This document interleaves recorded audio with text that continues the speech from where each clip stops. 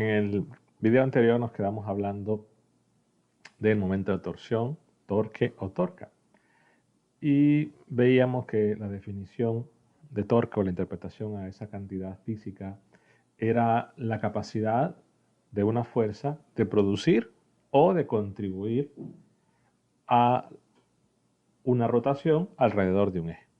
Vimos en casos bastante prácticos y quizás situaciones cotidianas que esa fuerza tenía que ver con la distancia del punto de aplicación de la fuerza al eje de rotación, con la magnitud de la fuerza y el ángulo con que esa fuerza fuese aplicada.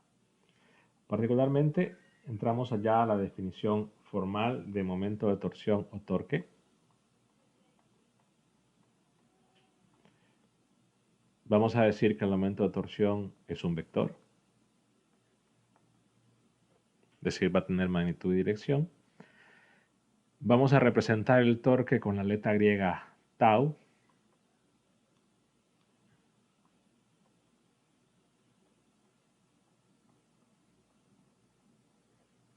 Y que si tenemos un cuerpo rígido y tengo una fuerza aplicada en este punto y yo extiendo, ¿no?, o dibujo la línea de aplicación de la fuerza,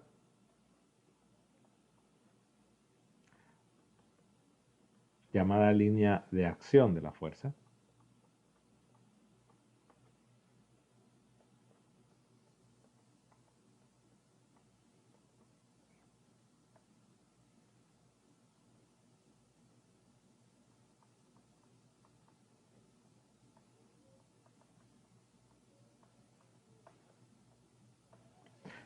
lo que queremos medir entonces es cuál es la capacidad de esa fuerza, digamos que es la única fuerza que actúa sobre este cuerpo rígido, cuál es la capacidad de esa fuerza de producir rotación alrededor de este punto. Es decir, que el eje de rotación pase por acá.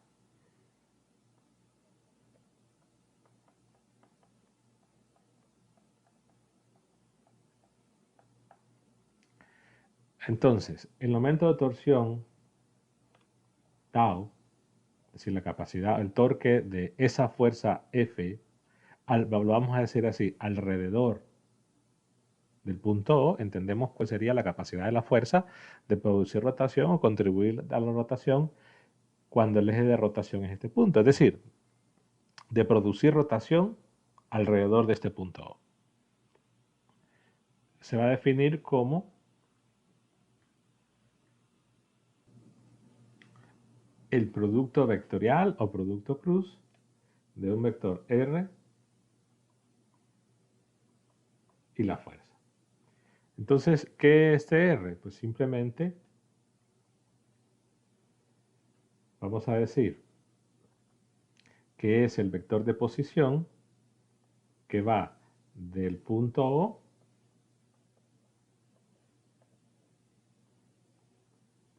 a la línea de acción de la fuerza.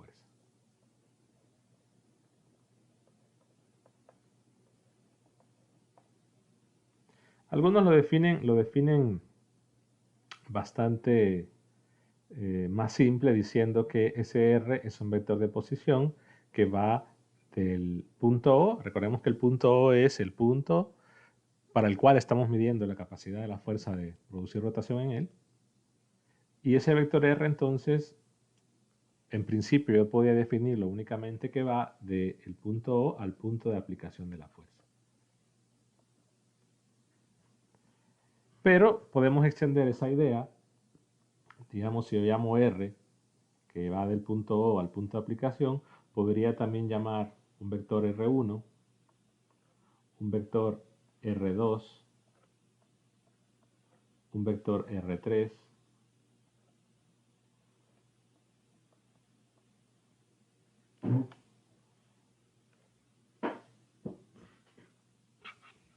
y ver diferentes vectores de posición, pero como claro, la situación es en que como vector van a tener todos los vectores coordenadas diferentes, entonces voy a definir ese R como vector de posición directamente como el vector del punto O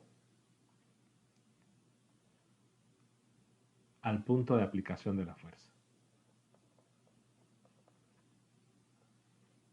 Y esto lo hago para establecer una diferencia.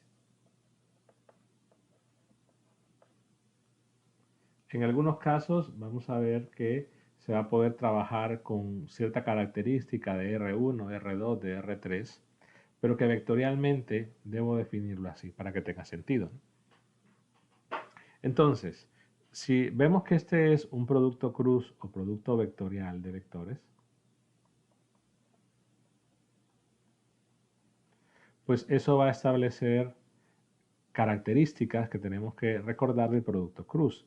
En todo caso, si yo tengo dos vectores A y B, y yo hago el producto cruz de A con B, el resultado es un tercer vector que es perpendicular al plano que contiene a los vectores A y B. Pero puede haber dos opciones, ¿no? Es decir, uno que vaya perpendicular hacia arriba, otro que vaya perpendicular hacia abajo, y lo que tendríamos en este caso son vectores opuestos. Pues la pregunta es, bueno, ¿cuál es? Si el de arriba será, este será A cruz B, o este será B cruz A, igual el de abajo. Entonces, ¿cómo lo sabemos? Lo que se suele utilizar es la regla de la mano derecha, donde yo coloco mi mano derecha. Aquí creo que podemos utilizar un esquema diferente, por lo menos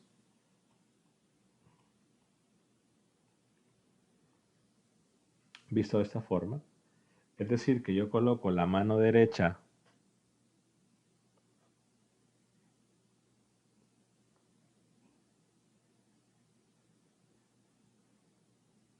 en el primer vector. Si voy a calcular A cruz B, yo coloco la mano derecha en el primer vector y enrollo la mano derecha hacia el segundo vector. O sea que si es A cruz B, coloco la mano derecha en A y enrollo los 4 dedos hacia el otro vector que es B. Entonces el pulgar nos va a indicar la dirección de ese producto cruz. O sea que en este caso, este sería A cruz B.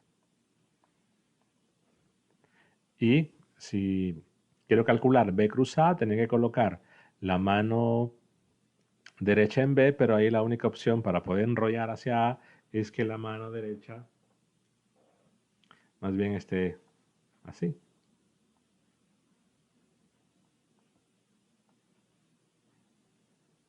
Entonces el pulgar es de la única forma que mi mano enrollaría hacia A y tendría entonces que el pulgar va hacia abajo, por lo tanto el vector de abajo sería B cruz A. Lo único que tienen que observar es que los dos vectores A cruz B y B cruz A son opuestos. O sea que aquí tenemos que tener mucho cuidado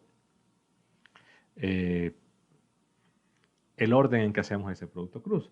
Otra forma de verlo, quizás visto desde arriba, que si yo tengo el vector A cruz B,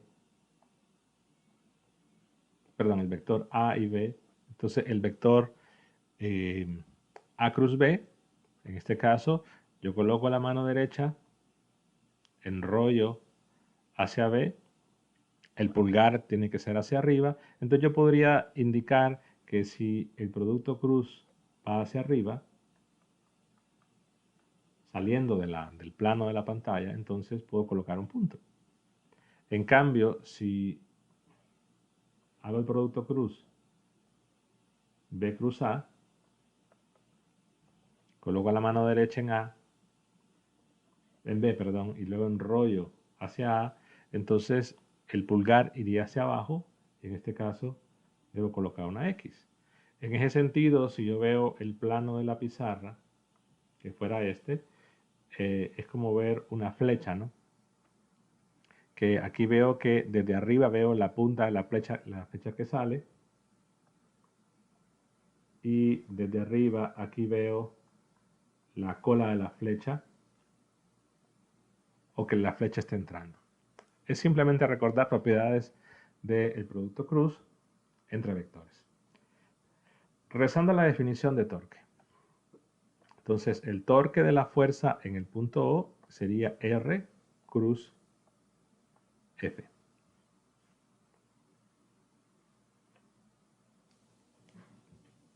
Entonces se define a R nuevamente como el vector que va del eje de rotación al punto de aplicación de la fuerza. F es el vector fuerza.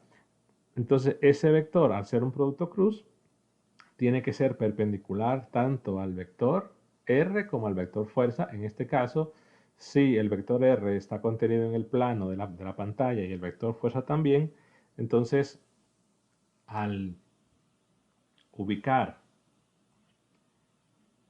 notemos un vector R y que va en este sentido, y el vector fuerza que, bueno, va hacia acá, pero que de forma yo lo puedo trasladar, o lo puedo dejar en este punto, pero lo podría dibujar acá también si lo quieren visualizar de forma más práctica. El producto cruz de F en el punto O, lo que pueden ver es que va a producir una rotación en este sentido. Esa es la rotación, ya vamos a especificar el torque. ¿Por qué? Es como que ustedes lo pueden ver así, imaginen que tienen un cuerpo rígido, o una tabla si quieren, y tienen un pequeño atornillado acá, y luego colocan un pequeño hilo, y en ese hilo ustedes tiran, ¿no? Entonces, como aquí está todo el tornillo, estarán de acuerdo que el objeto va a girar en este punto. Entonces, si yo tiro en esta dirección, el objeto va a girar así. Si ahora tiro en la dirección contraria, pues el objeto gira en el sentido contrario. Pero eso es en cuanto a la rotación que produce. ¿Cuál sería la dirección del momento de torsión? Si seguimos la regla mano derecha, en todo caso, es la misma idea, porque yo estoy colocando mi mano derecha en A, luego enrollo en dirección de F, sea que dibuje F aquí o que dibuje F acá. Yo enrollo en dirección de F y lo que voy a ver es que el momento de torsión estaría entrando al plano de la pizarra. Pero que mis 4 dedos, o sea, los dedos diferentes al pulgar, pues van girando en el sentido de rotación que produce la fuerza en el punto O. Si la fuerza va en la otra dirección, pues ustedes pueden observar que el torque, en vez de estar entrando a la hoja, saldría de la hoja. Y es perpendicular a los dos. Pero si hablamos de la magnitud del producto cruz,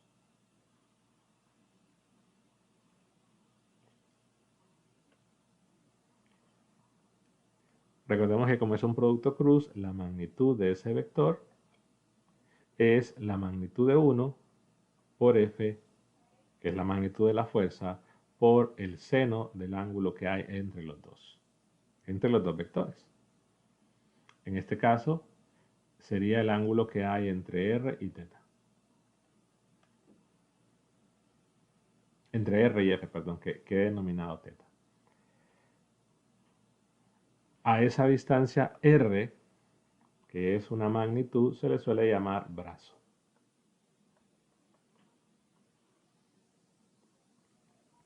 Si hablamos entonces de la magnitud del producto cruz y volvemos a la situación del cuerpo rígido, de la fuerza actuando en un punto y que yo dibujo la línea de acción y tengo el punto O, que es el punto donde estoy midiendo la capacidad de la fuerza de producir rotación ahí, puedo definir diferentes brazos, que ahora sí, brazo es simplemente la distancia entre el punto o el eje de rotación a la línea de acción de la fuerza. Repito, brazo es la distancia, entonces le puedo llamar a este de 1, le puedo llamar a este de 2, le puedo llamar de 3, de 4, etc.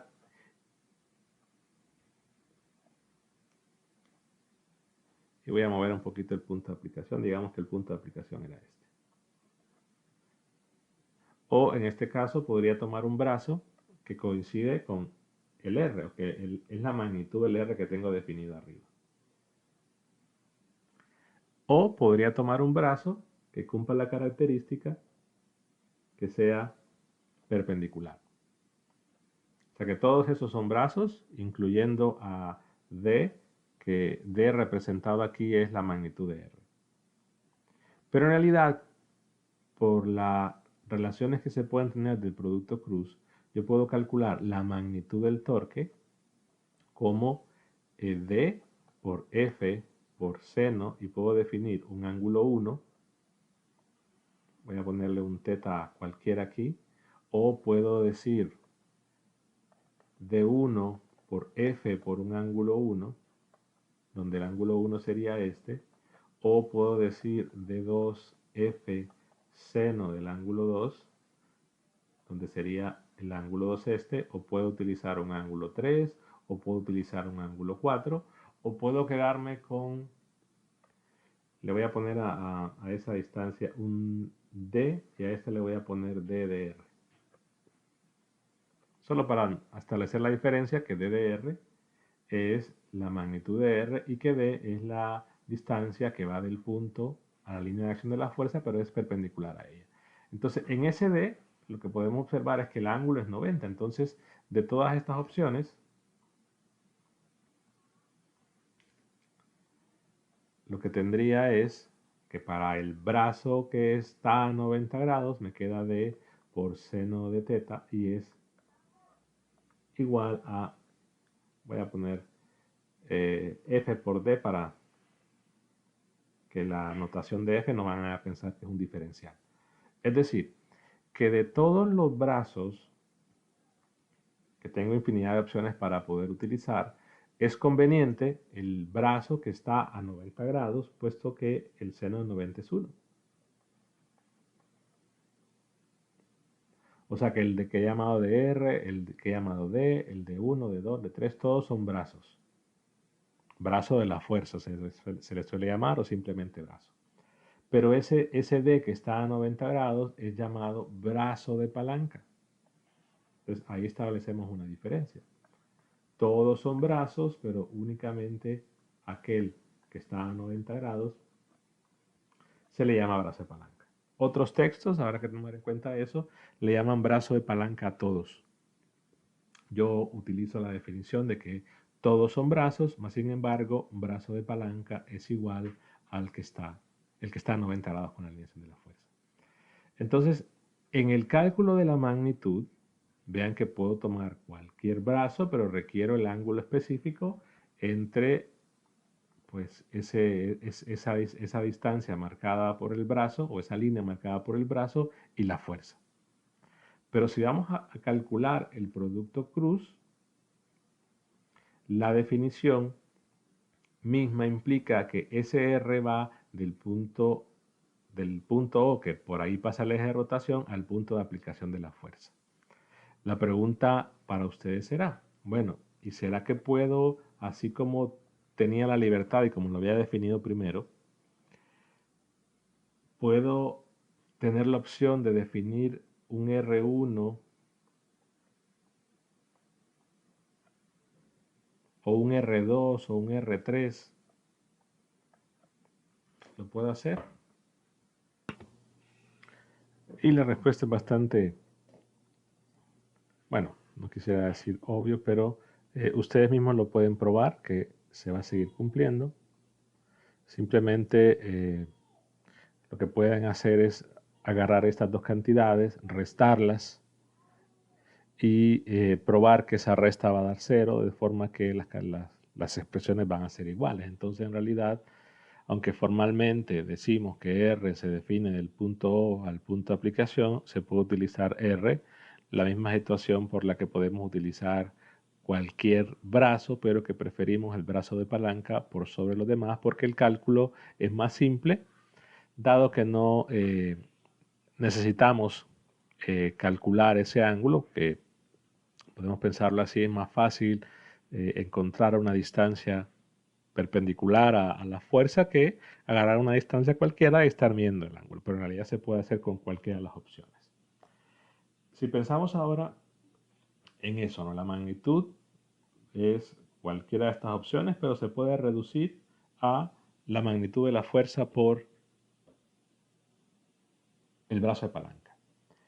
La dirección, pues, ya dijimos que si el R y la fuerza están en el mismo plano, entonces el momento de torsión pues, puede entrar o salir del plano de la pantalla. Dos opciones. Ahora, si ya el R y el F estuvieran ya en planos diferentes, pues ya pues habría que calcularlo con el producto cruz y determinar en base a eso cuál va a ser sus componentes y cuál va a ser su dirección. Si hablamos ahora de las unidades del momento de torsión, observemos que es un producto de distancia, fuerza. Entonces las unidades serían newton por metro y libras por pi. Notemos que la definición de la magnitud del momento de torsión, F, distancia, fuerza por seno, del ángulo luce un tanto similar a la de trabajo, porque trabajo era desplazamiento, fuerza, coseno del ángulo. Pero veamos que una cosa es distancia, otra cosa es desplazamiento, no es lo mismo. Entonces, aun cuando las definiciones lleven ese producto metros por newton, como lo vimos antes, porque newton por metro, si estábamos hablando de energía, estábamos hablando de joules, aquí no se va a poder decir que son joules. O sea, si estamos hablando de momento de torsión, las unidades de momento de torsión son newton por metro. Capacidad de la fuerza de producir o contribuir a la rotación alrededor de un punto. Pero no podemos decir que son joules. Joules se va a dejar exclusivamente cuando estemos hablando de la capacidad de la fuerza de producir o contribuir al movimiento, o energía, que es cuando transformamos esa disponibilidad de hacer algo, o la disponibilidad de hacer algo en todo caso. Es una situación bastante filosófica, si lo quieren decir así, pero resaltamos eso. Newton por metro al hablar de torque no son joules.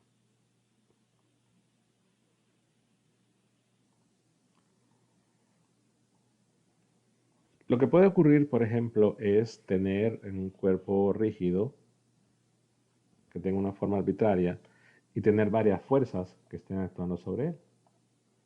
Llamemos a la fuerza 1, fuerza 2, fuerza 3,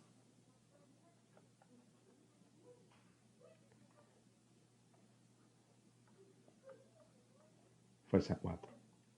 Y que evidentemente puedo dibujar la línea de acción de cada una de las fuerzas simplemente prolongando en ambos sentidos a la fuerza.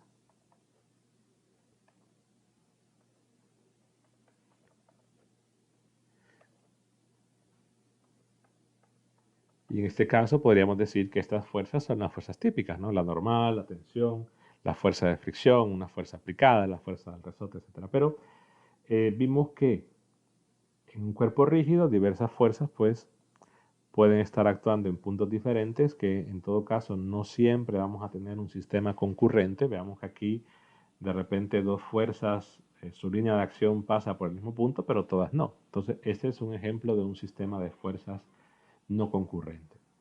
Entonces podemos medir cuál es la capacidad de todas las fuerzas de producir rotación en este punto.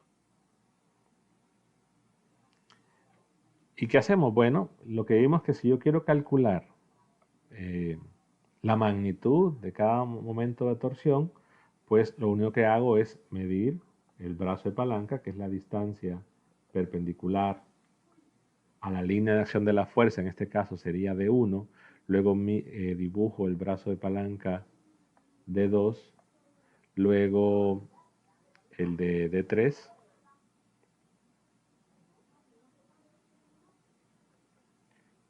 y el de D4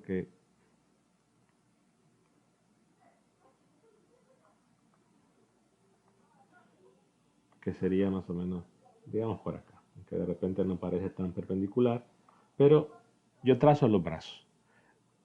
Entonces la magnitud del momento de torsión 1, el torque de la fuerza 1, la magnitud es F por D1, F1 de 1, la magnitud del momento de torsión. Y todas son en el punto O, que es este de acá.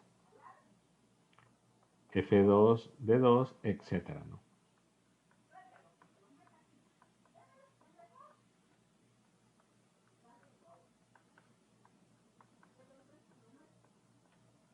Pero tengo entonces las magnitudes. Ahora la situación es que las direcciones tendríamos que especificar en qué plano, o conocer en qué planos están esos vectores de posición R y la fuerza. Si en este caso esos vectores de posición y las fuerzas están contenidas en el mismo plano, o sea, si todo está en el mismo plano, y pensemos al ver el dibujo en un plano y que tengo un R y una fuerza, entonces dependiendo de cómo esté fuerza, pero hay dos opciones posibles para el torque. Para una fuerza podría ir hacia arriba o para otra fuerza podría ir hacia abajo, dependiendo de cómo es la fuerza. Entonces la situación es que si esos R y las fuerzas están en el mismo plano, entonces los torques, el vector momento de torsión, va a tener únicamente una componente, porque yo puedo considerar un eje para el torque que sea ese eje perpendicular. Entonces los torques tendrán, al considerar ese eje, una sola componente. Y eso facilita un poco las cosas. ¿Por qué?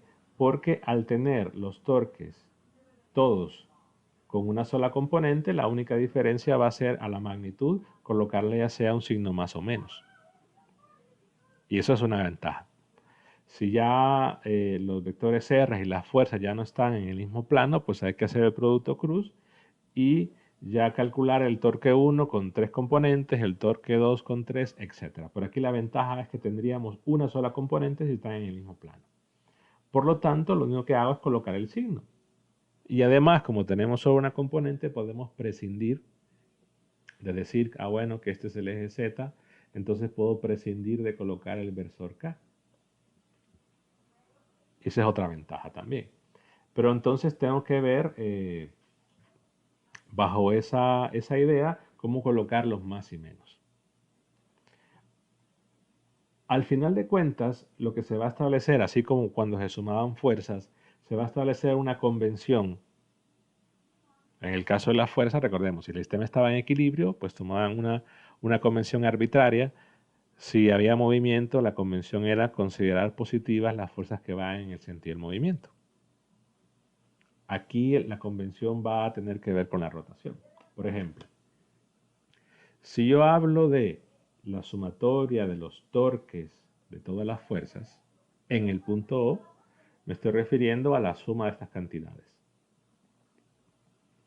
Pero yo establezco una convención y en esta convención la voy a colocar así, diciendo que la sumatoria de torques en el punto O voy a considerar positivos aquellos torques de las fuerzas que produzcan una rotación en el punto O de acuerdo a esto.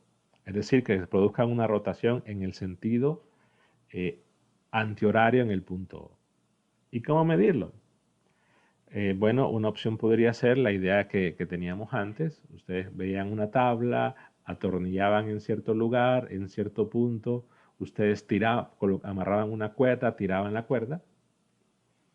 Y lo que se puede ver es que si veo la fuerza 1 y yo coloco un tornillo en el punto O y tiro una cuerda, la rotación que va a producir esa F1 es así, en el punto O. Y vean que la rotación que produce la fuerza F1 en el punto O es contraria a esta. Por lo tanto, el torque de la fuerza 1 en el punto O sería negativo. Si ahora veo la fuerza 2 y coloco un tornillo ahí, ahora veo la fuerza 2, coloco un hilo, tiro en el sentido de la fuerza 2, lo que voy a ver es que la rotación que va a producir la fuerza 2 en el punto O, la voy a marcar aquí, sería así. Y la fuerza 1 sería así. Pero todas están midiéndolas en el punto O. En el caso de la fuerza 3 sería así Nuevamente, ahí está el tornillo, coloco un hilo, yo jalo en ese sentido. En el de la fuerza 4 sería así. Esas son las rotaciones que produce, o el sentido de rotación que produce cada una de esas fuerzas en el punto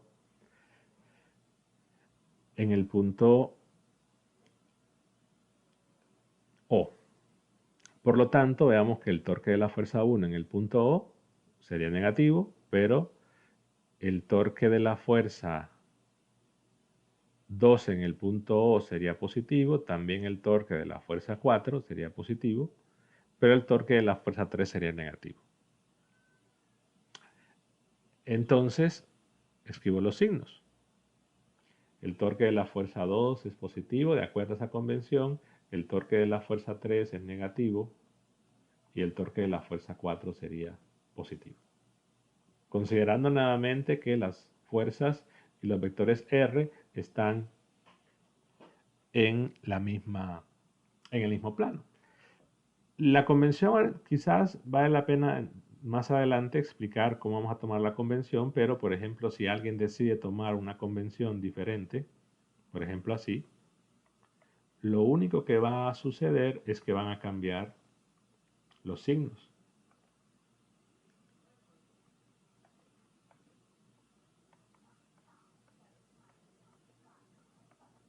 Es decir, que los torques que eran positivos en una convención ahora van a ser negativos y viceversa.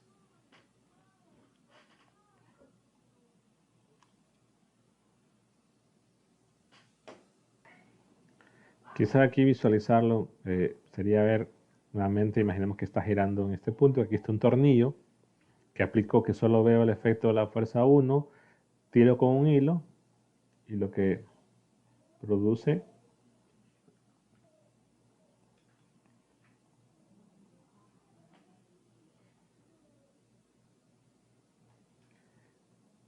es la rotación así. Digamos que la fuerza 1 la tiro y hace que gire en este sentido. Ahora si yo tiro donde está la fuerza 2, sería en el sentido que tendría en la convención.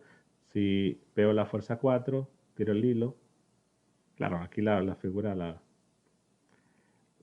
la reduzco, pero esa es la idea, ¿no?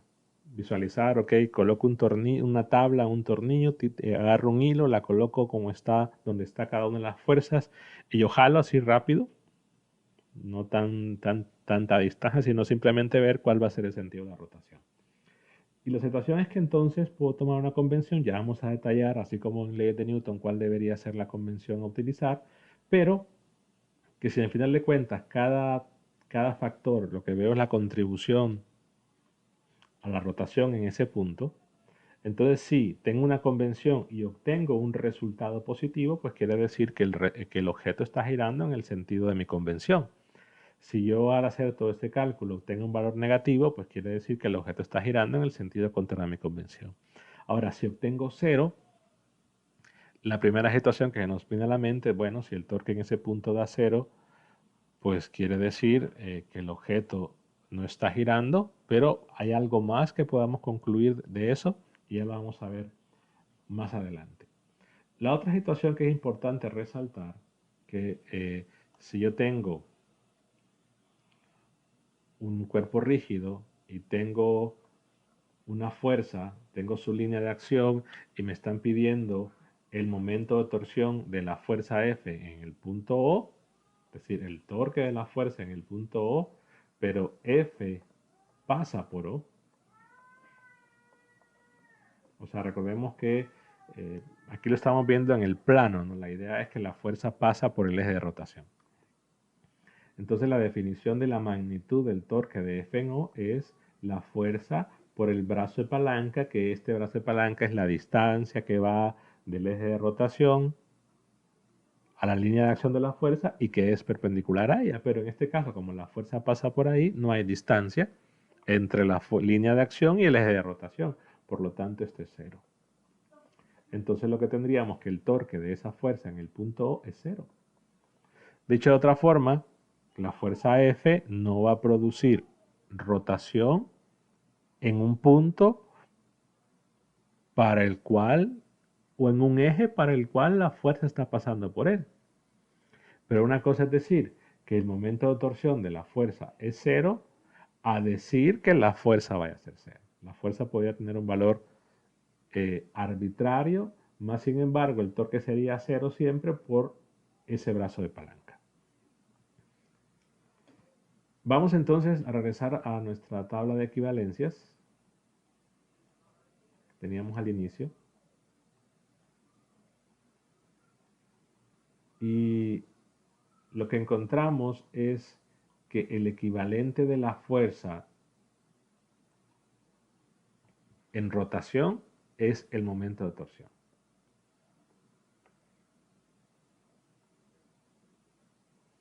Ambos son vectores. Y lo que surge ahora es, bueno, si ya sé que el equivalente de la fuerza es la momento de torsión, ¿cuál será el equivalente de la segunda ley de Newton? Porque al final de cuentas, lo que acabamos de hacer es una sumatoria de torques estableciendo una convención. Hicimos una sumatoria de fuerzas en la primera unidad y que la sumatoria de fuerzas, en el caso de la primera unidad, al definir la ley de Newton, era masa por aceleración. La situación es que en un cuerpo rígido, recordemos que esto cambia. No todos los puntos del cuerpo rígido, o sea, un cuerpo rígido en rotación, van a tener la misma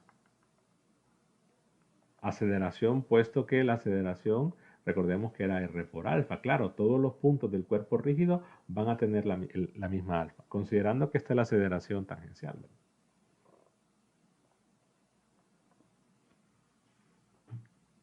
Pero igual la aceleración radial también dependía del punto. Entonces no podemos utilizar la segunda ley de Newton, puesto que este valor de A no es el mismo para todos los puntos. Y que fue lo mismo que sucedió en la energía cinética, que se utilizó un resultado para un elemento diferencial de masa del cuerpo rígido y se obtuvo la expresión de la energía rotacional. Tenemos que hacer entonces algo similar para determinar a qué va a ser igual el torque neto, es decir, la sumatoria del torque de todas las fuerzas a qué va a ser igual. Si vemos una relación de equivalencia, en el sentido que sabemos que la masa es que la inercia es el equivalente de la masa y que alfa es el equivalente de la aceleración, bueno, alguien podría decir, ¿será que el torque neto es igual a m por alfa? Bueno, m no, sería el equivalente de m inercia por alfa. ¿Será que va a ser igual? La situación es que hay que pensar que el torque, y esto es algo muy importante, el torque, al final de cuentas, depende del punto por el cual pasa el eje de rotación, o del eje de rotación mismo, si lo quieren decir así. Es decir, imaginemos que tengo un objeto y yo quiero calcular el torque de esta fuerza en este punto. Es decir, coloco el tornillo ahí. Entonces es evidente que esa fuerza ha producido una rotación así, en este punto.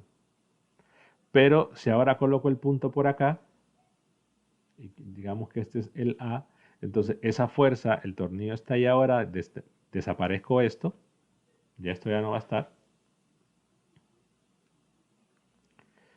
pero esta fuerza en el punto A produciría una rotación en otro sentido. O sea, que vean que cambia el sentido de la rotación. O sea, que hay una dependencia del momento de torsión. Es más, si yo calculo el momento de torsión en un punto que pasa por la línea o que está en la línea de acción de la fuerza, o que el eje, un eje de rotación, coincide con la línea de la fuerza,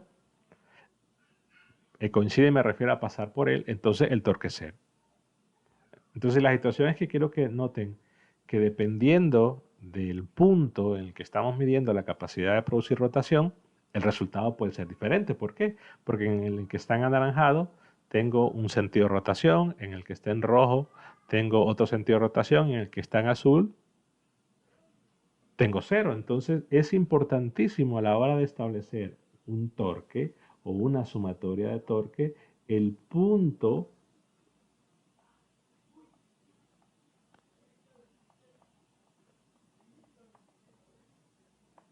tenemos que especificar ese punto con respecto al cual estamos calculando el torque.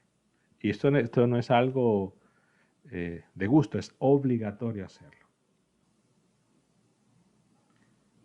Y es por esto que podemos tener ciertos resultados cuando el punto con respecto al cual estamos midiendo los torques cambia. ¿Sí? Bueno, hasta luego.